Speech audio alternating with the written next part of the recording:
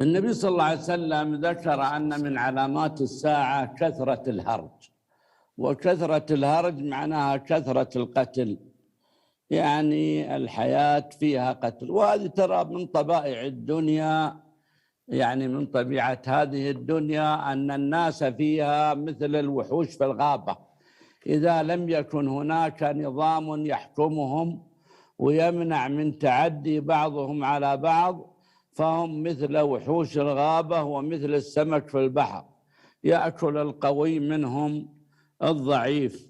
لكن إذا وجد الحكم